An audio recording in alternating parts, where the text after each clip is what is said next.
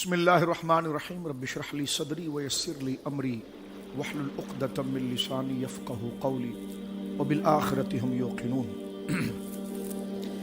جس طرح بھی ذکر کیا گیا کہ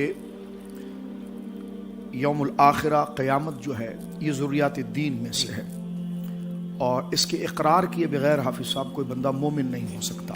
صحیح۔ حضرت سیدنا آدم علیہ نبینا علیہ الصلوۃ والسلام سے لے کر ہمارے آقا و مولا خاتم النبیین صلی اللہ علیہ وسلم تک جتنے کم و بیش انبیاء کرام آئے، وہ جو دین لے کر آئے ہیں تو دین میں اعتقادی امور کے 3 ہی اس کے رکن تھے۔ ان میں سے ایک توحید باری تعالیٰ، عقیدہ رسالت اور عقیدہ آخر۔ یہ اس قدر ضروری عقیدہ ہے۔ ایک بات میں اس پر یہ بھی عرض کرنا چاہتا ہوں کہ دیکھیں، عقلی طور پر بھی آپ دیکھیں کہ ایک بندہ ہے، وہ کسی پر ظلم کیے جا رہا ہے اور وہ اتنا طاقتور ہے کہ اس سے کوئی بدلہ نہیں لے سکتا، اور ایک مظلوم ہے جو اس کے ظلم کو سہے جا رہا ہے اور اس کی داد رسی اور اس کی جانب سے جزا نہیں ہو رہی، تو عقل بھی اس بات کا تقاضا کرتی ہے کہ ایک ایسی عدالت ضرور ہو کہ جو اس ظالم سے اس سے باس پورس کرے اور جو مظلوم ہے اس کی داد رسی کی جائے۔ اسی طرح خیر کے کام کی طرف آ جائیں۔ آپ کوئی خیر کا کام کرتے ہیں، کوئی انسان خیر کا مومن کام کرتا ہے، اور جب تک وہ خیر کا تسلسل چلتا رہے گا اس کے اجر میں اضافہ ہوتا رہے گا، اور خدا نہ کرے الیاذ باللہ کسی نے کوئی غلط اور حرام کام کو ایجاد کر دیا، یہ کر دیا اور وہ گناہ کی طرف لے جانے کے لیے لوگوں کے لیے وہ راستہ بن گیا، تو جتنے لوگ اس پر چلے وہ تمام کا گناہ اسی کے حصے میں آئے گا۔ جس طرح کی بڑی مشہور بات ہے قابل اور حابل کی، کہ قابل نے جناب جو ہے کہ وہ حابل کو قتل کیا۔ اب یہ روایت میں ہے، تفاسیر میں ہر جگہ پر ہے کہ قیامت تک جتنے قتل ہوں گے الیاذ باللہ نعوذ باللہ من ذالک، وہ تمام کے تمام قابل کے حصے میں آئیں گے، کیونکہ اس گناہ کی ابتدا اس نے کی۔ اور حابل جو سر تسلیم خم کیا، بدلہ نہیں لیا، مزاحمت نہیں کی اور خاموشی سے اپنی جان دے دی، تو ایسے مظلومین جو اس قابل جیسی فکر کے ہاتھوں کا شکار ہوتے ہیں ان کو اجر ملے گا۔ تو لہٰذا یہ جب ہوگا کہ جب یہ سلسلہ کہیں پر منقطع ہو، یعنی قابل کے قتل کا جو سلسلہ ہے یا اس راستے پر جو چلنے والی سلسلہ وہ کہیں پر منقطع ہوگا تو اس کو کمپائل کریں گے، اس کو جمع کریں گے۔ آپ نے مسجد بنائی، اس پر خیر کے کام چل رہے ہیں، تو آپ کو تو میٹر چل رہا ہے نا، تو لہٰذا جب وہ اینڈ ہوگا تو آپ کا حساب کتاب ہوگا نا کہ حافظ صاحب نے نیک کام کتنے کیے ہیں۔ تو اور یہ بھی ضروری ہے کہ جہاں یہ حساب کتاب خیر کا یا شر کا ہو، تو اس کے لیے ضروری ہے کہ جب یہ پورا ہنگامہ دنیا کو سمیٹ لیا جائے، تو یہ عقلی تقاضا بھی قرآن مجید کی طرف سے ہے کہ جناب قیامت کا وقوع ہوئے بغیر، اور آپ دیکھیے یہ بات ممکن نہیں ہو سکتی۔ آپ دیکھتے ہیں کہ اسلام کے اندر بھی الحمدللہ تعالی آپ دیکھتے ہیں کہ خودکشی کا ریشو ہمارے وہاں نہ ہونے کے برابر، یہ کہ دین سے دوری ہو۔ اس کی وجہ کیا ہے؟ اس کی وجہ یہ ہے کہ جس معاشرے میں خودکشی کا ریشو ہے وہاں نا امیدی ہے، اور حافظ صاحب نا امیدی یعنی بندہ جب بے بس ہو جائے، احساس کمتری میں چلا جائے، نا امیدی میں چلا جائے، اور وہ یہ کہے کہ اب میرے ساتھ کچھ نہیں ہو سکتا، لہٰذا میں اپنی زندگی ہی کو معطل کرتا ہوں اور میں اس سے فارغ ہوتا ہوں۔ لیکن مومن دیکھیں، اس کو چاہے تہہ تیغ کر دیا جائے، اس کو کلاش کر دیا جائے، اس پر ظلم کے پہاڑ توڑ دیے جائے، لیکن وہ کہتا نہیں، ایک دن ایسا ہے جس دن مجھے میرے صبر کا اجر ملے گا۔ سبحان اللہ۔ ہاں، ایک دن ایسا ہے جو اس ظالم کو اللہ رب العالمین جل والا کٹھیرے میں لائے گا اور میرا بدلہ لے گا۔ یہ احساس عقیدہ، یہ عقیدہ وہ احساس دلاتا ہے جس کی وجہ سے وہ مشکل سے مشکل مرحلے کے اندر صبر کے دامن کو ہاتھ سے جانے نہیں دیتا، ضبط کے دامن کو ہاتھ میں جانے نہیں دے سکتا۔ اسی لیے آپ دیکھتے ہیں کہ اسلامی معاشرے کے اندر ابتدائی دور کے اندر جہاں تبلیغ مؤثر رہی اور پیغام پہنچا، وہاں جرم کا کم ہونے کی وجہ کیا تھی؟ ظاہر سی بات ہے کہ دیکھیں، جس کو نعمت ملی وہ شکر ادا کرے گا۔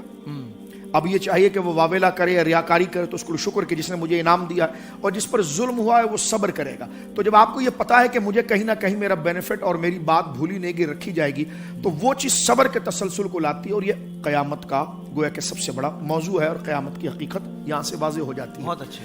اس کے ساتھ میں ایک بات عرض کرنا چاہتا ہوں، قرآن کریم تو جتنی مکی صورتیں ہیں ان کا تو موضوع قیامت ہے۔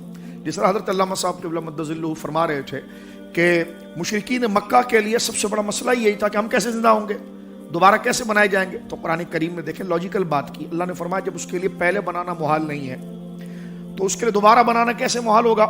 اور تم بڑے عجیب ہو اور عقل کا دعویٰ کرتے ہو، دراصل تم عقل سے کلاش ہو کہ بھائی جو پہلا بنایا جاتا ہے بغیر سانچے بغیر ماڈل کے پہلا بن گیا، بغیر نقشے کے بن گیا، تو اب جب ایک نقشہ تیار ہو گیا تو دوبارہ اس کو بنانے میں کیا مشکل ہے؟ تو تم پہلے بنانے پر اعتراض نہیں کر رہے، بعد میں بنانے پر اعتراض کر رہے ہو۔ تو یہ قرآن نے ان کو فکر کی چپیٹ لگائی ہے کہ غور کرو۔ اور دیکھیں قرآن کسی پر جبر نہیں کرتا، اور کیونکہ یہ انسان کو اختیار دے دیا گیا ہے قبول اور رد کا، یہ اس کی فکر کو بالغ کرتا ہے کہ انسان دیکھ میں نے تجھے صلاحیت دی، اللہ فرماتا ہے تجھے صلاحیت دی ہے، گرد و نواح کے اندر خیر و شر کی علامت تیرے سامنے، نقصان اور نفع تیرے سامنے، سب سے بڑی موت تیرے سامنے جی۔ اب جو تو جمع کر کے رکھا جانا تو تجھے ہے، تو جب جانا ہے تو پھر تو عبرت لے۔ وہ کہا نا کہ جس کو مرنا نہیں آتا اس کو جینا نہیں آتا، کہ جب مرنا کا یاد ہے تو پتا چلا کہ اس کا تمام کا حساب ہوگا اس حوالے سے۔ اسی لیے حافظ صاحب اگر آپ دیکھیں تو قرآن کریم نے عقل ٹھکانے لگانے کے لیے ایک جگہ جملہ ارشاد فرمایا کہ ذالک یوم التغابن، یہ گھاٹے کے سودے کے ظہور کا دن ہے، یعنی قیامت کا ایک نام ہے تغابن۔ اب تغابن کو ہمارے مفسرین نے دو طریقے سے اس کے ماضی کو لیا ہے، غبن سے بھی لیا ہے اور غبن سے بھی لیا ہے۔ اب غبن کا معنی یہ کہ دو تاجر آپس میں مارکیٹ میں دو بیپاری کام کر رہے ہیں، اور ایک بیپاری جو ہے اگلے سے نفع پکڑنے کے لیے اس سے دھوکہ کر رہا ہے، اس کے سامنے بات واضح نہیں کر رہا، اچھے سودے چھپ چھپ کے اٹھا رہا ہے، ٹھیک ہے، یہ تو ہو گیا غبن۔ اور غبن یہ ہے کہ وہ ہے ہی دماغ سے کلاش اور بے وقوف، اس کو آتا ہی نہیں ہے کہ تجارت کیسی کرنی ہے جی جی۔ اللہ رب العالمین نے فرمایا کہ جو دنیا تم بنا رہے ہو نا، اور خود کو تم سیانے بر کر رہے ہو کہ تم نے بڑے نفع کا سودا اٹھایا ہے، فرمایا ذالک یوم التغابن، قیامت کا دن گھاٹے کے سودے کو واضح کرے گا کہ تم نے ایمان کا راستہ چھوڑ کر جو تم نے دنیا کو اختیار کیا۔ یہاں مفسرین بات کرتے ہیں کہ جب بندہ علیاذ باللہ جہنم میں جا رہا ہوگا، نعوذ باللہ من ذالک، اللہم اجرنا من النار، رمضان شریف کی برکت، تو اس کو اپنے ٹھکانے کے ساتھ حافظ صاحب ایک ٹھکانہ اور دیا جائے گا، اور جو بندہ جنت میں جائے گا نا اس کو جنت میں جانے کے ساتھ ایک ٹھکانہ اور دیا جائے گا۔ آپ کہیں گے وہ ٹھکانہ کون سا؟ جہنمی کو جو ٹھکانہ دیا گیا نا ایک، وہ ٹھکانہ دراصل اس کا تھا کہ جو جنت میں چلا گیا، اور جنتی کو جو ٹھکانہ ملا نا اپنے ساتھ، یہ اس کا تھا جو جہنم میں چلا گیا۔ اور اللہ نے فرمایا بڑے تم نے دانائی کے سودے کیے تھے نا، تو آؤ یہاں پر، اور جنتی کو بتایا جائے گا دیکھ اگر تو بدکار ہوتا تو وہاں جاتا، اور اس سے کہا جائے گا کہ اگر تو نیکوکار ہوتا تو یہاں پر آتا۔ حسن بصری سے کسی نے پوچھا قیامت کا دن کیا ہے، فرمایا وہ بہت بڑے بڑے سیانے جو دنیا کو ہی سب کچھ سمجھتے ہیں، ان کو بتا جائے گا کہ تم تو بڑے سمجھدار بیپاری تھے، اتنے بے وقوف نکلے کہ دنیا کو لے کر تم نے آخرت کو چھوڑ دیا، اتنے گھاٹے کا سودا کر لیا۔ تو فرمایا تغابن، یعنی وہ اس حالت کے اندر وہ رہیں گے۔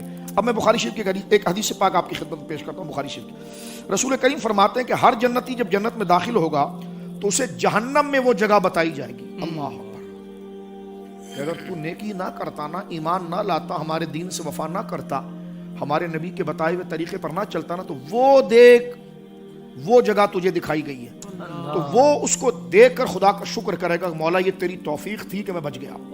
اور جہنمی کے سامنے جنت میں اس کا مقام دکھایا جائے گا۔ بخاری شریف کے اندر آتا ہے کہ دیکھ اگر تو دنیا کو ضائع نہ کرتا تو تجھے یہ جنت کے اندر مقام ملے گا۔ وہ کہتا ہے یار میں تو دنیا، اب آپ دیکھیں میں آج پڑھ رہا تھا تو رونگٹے کھڑے ہوتے ہیں، میری اور آپ کی زندگی کتنی جلدی گزر گئی۔ میں ناظرین سے بھی کہتا ہوں مجھے بتائیے آپ کی عمر کتنی ہے؟ جی جی، میں قبرستان کے قریب سے گزرا تو جو گورکن تھے جی، وہ یعنی مجھے پہچان گئے کسی طریقے سے، وہ تقریر وغیرہ کوئی سنی ہوگی یا، تو انہوں نے سلام کیا تو میں رکھا ان کو جواب دینے لگا، تو میں نے ضمن ایسی دعا سلام کے اندر پوچھا، میں نے کہا حاجی صاحب بتاؤ یہ اتنی قبریں ہیں تو یہاں پر منیمم کم سے کم ریشو کیا ہے لوگوں کی عمر کا؟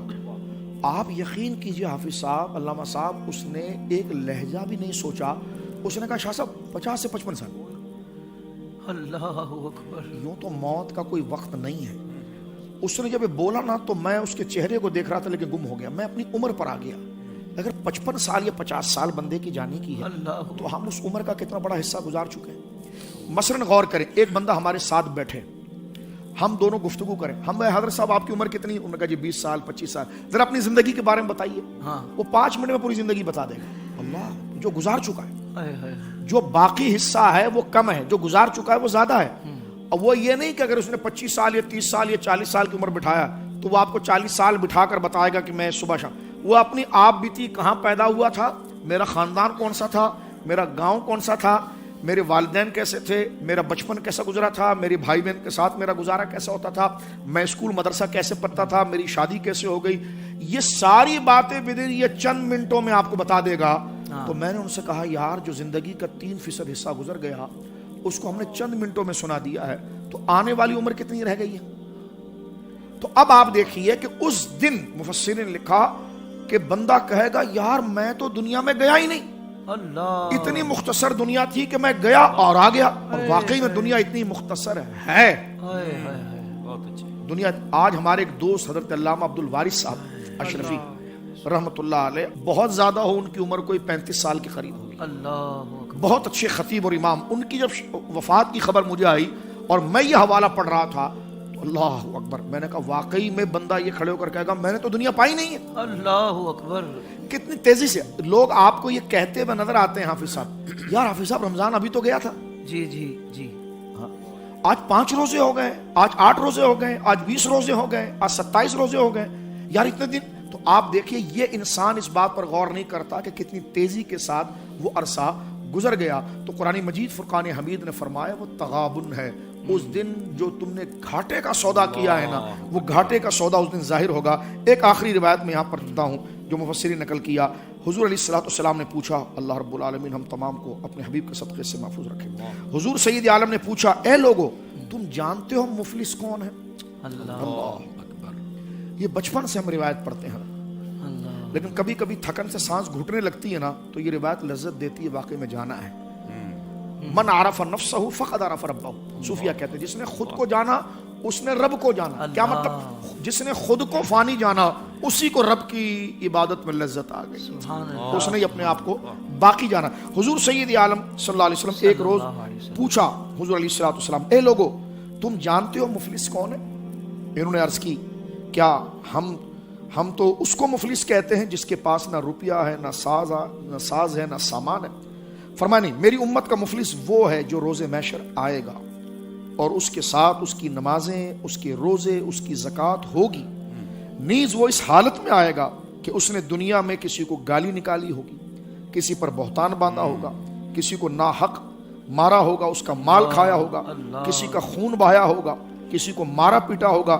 ان مظلوموں کی داد رسی کرنے کے لیے اس کی نیکیاں ان لوگوں میں بانٹ دی جائیں گی، اور اگر مظلوموں کے حق رسی سے پہلے اس کی نیکیاں ختم ہو گئی تو مظلوموں کے جتنے گناہ ہیں وہ لا کر اس کے سر پر دھر دیے جائیں گے اور اس کو اٹھا کے جہنم میں پھینک دیا جائے گا. آج لوگوں کے مال غصب کر دیے جاتے ہیں، سیاسی اثر و رسوخ میں لوگوں کی زمینیں ہتھیا لی جاتی ہیں، ہاں نہ اہل کو کرسی پر بٹھا دیا جاتا ہے، اہل لائن کے اندر کھڑا ہوتا ہے لیکن اس کو منصب نہیں دیتا ہے کہ جنابی ہمارا. تو یہ قیامت کا دن کہا کہ ذالک یوم التغابن، قیامت کا دن وہ دن ہے کہ جو دھوکے کا تم نے سودا کیا ہے نا وہ ظاہر ہو جائے. اللہ اکبر، اللہ اکبر.